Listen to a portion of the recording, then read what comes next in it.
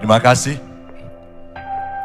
Selamat malam Bapak Ibu sekalian yang hari ini hadir di studio dan tentu saja yang menyaksikan melalui tayangan televisi atau streaming.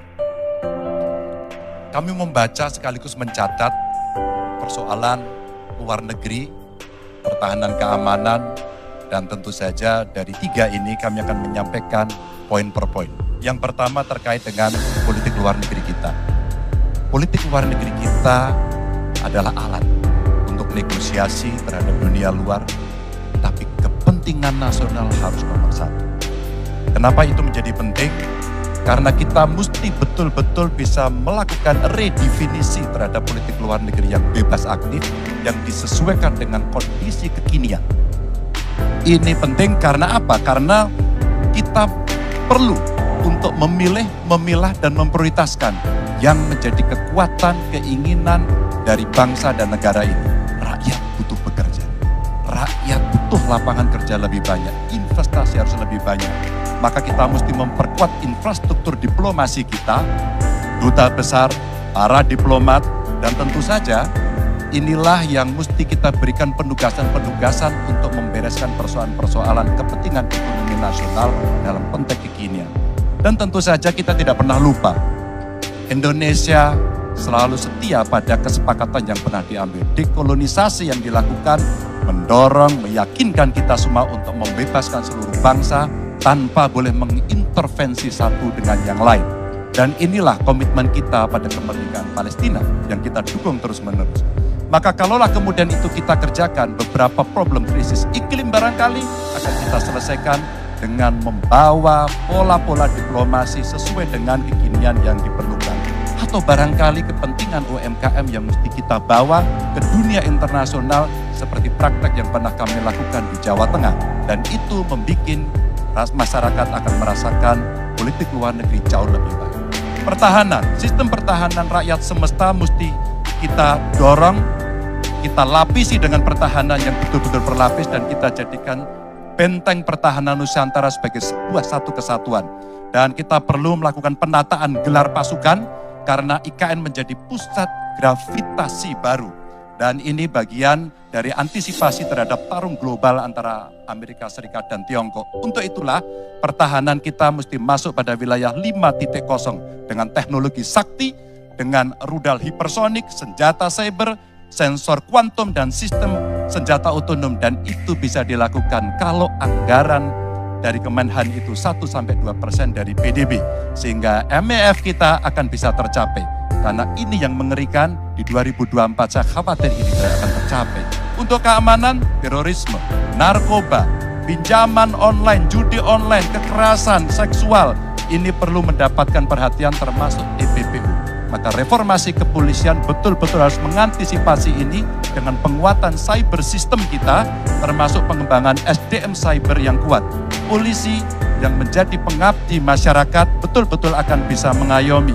Seperti kemudian pada saat saya bertemu dengan Ibu Mary Hugeng.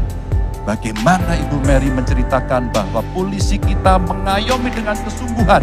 Polisi kita hidup dengan sangat sederhana dan mereka punya integritas yang tinggi. Sebagai anak polisi, saya paham betul ini sesuatu yang sulit dan pasti akan bisa kita lakukan. Dan tentu saja inilah capaian-capaian yang akan kita lakukan oleh Ganjar Mahfud. Bismillah, insya Allah kami siap. Assalamualaikum warahmatullahi wabarakatuh. Selamat malam dan salam sejahtera untuk semuanya. Bapak Ibu sekalian, saudara-saudara sebangsa, setanah air yang saya hormati, yang saya cintai. Ketika kepercayaan dari Ibu dan Bapak saudara sekalian diberikan kepada kami, maka kami insya Allah akan mengembalikan posisi Indonesia menjadi pelaku utama di dalam konstelasi global. Indonesia tidak hadir sebagai penonton, tapi Indonesia hadir sebagai penentu arah perdamaian, kemakmuran bagi seluruh bangsa di level global maupun di level regional.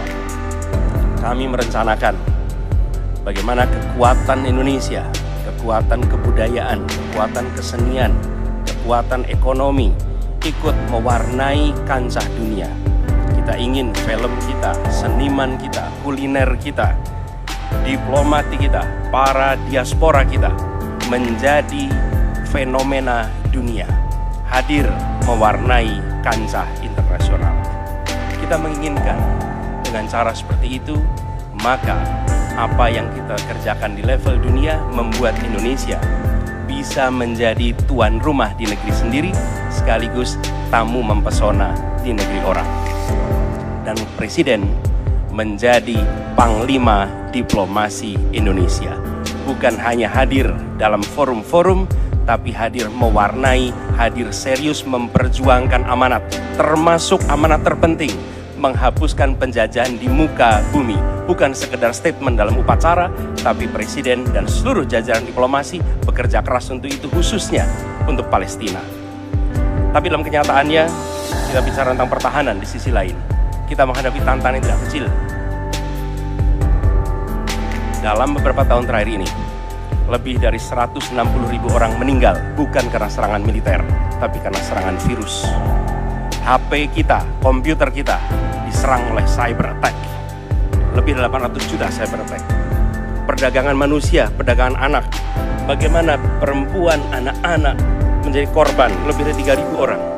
Dan narkoba menyerbu Indonesia. 4,8 juta orang terpapar narkoba. Keluarga-keluarga kita menderita karena narkoba ini.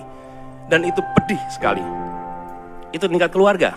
Pencurian ikan, pencurian pasir, itu menandakan bahwa kita kebobolan. Dan lebih jauh lagi, ironisnya, Kementerian Pertahanan menjadi kementerian yang dibobol oleh hacker 2023. Sebuah ironi, karena itu kita ingin mengembalikan.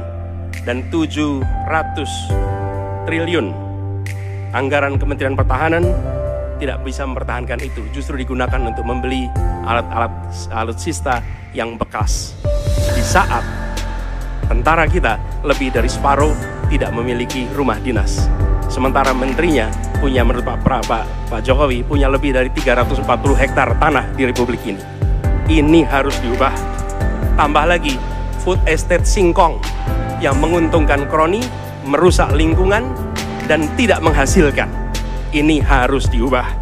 Kami akan memulai dengan kepemimpinan yang menjunjung tinggi etika, kepemimpinan yang mengandalkan data, informasi, kapasitas yang serius.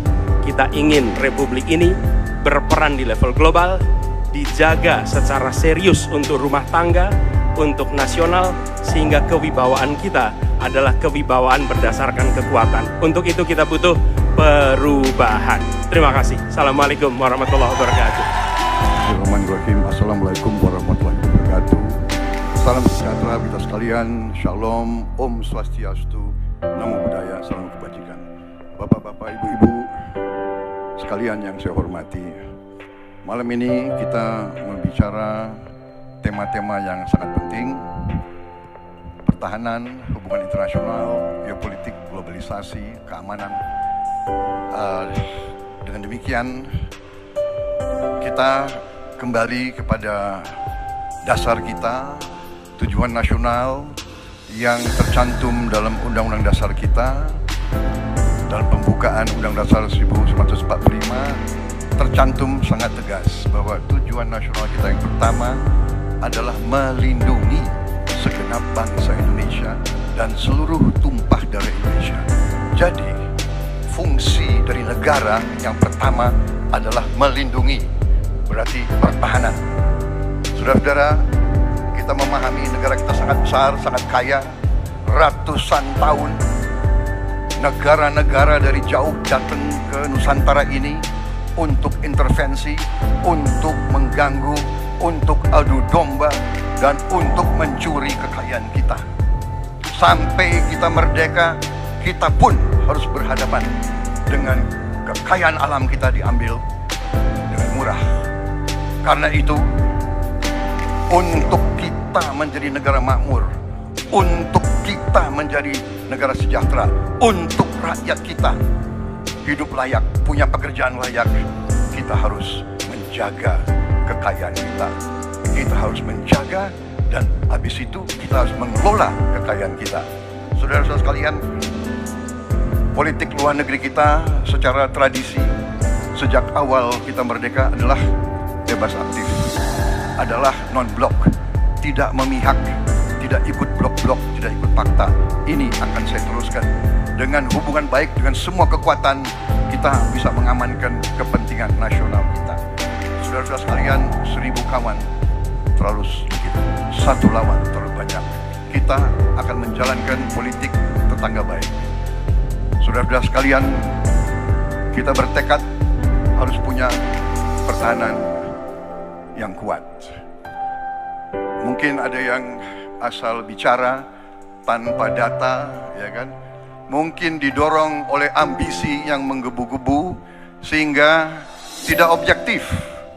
Saudara-saudara sekalian, saya sebagai Menteri Pertahanan berpegang kepada doktrin, kepada strategi nasional, dan semuanya adalah atas dasar kepentingan bangsa dan rakyat Indonesia, dan saya mampu mempertanggungjawabkan, dan saya berkeyakinan hanya dengan pertahanan yang kuat kita akan dihormati, kita akan menjaga kepentingan nasional kita.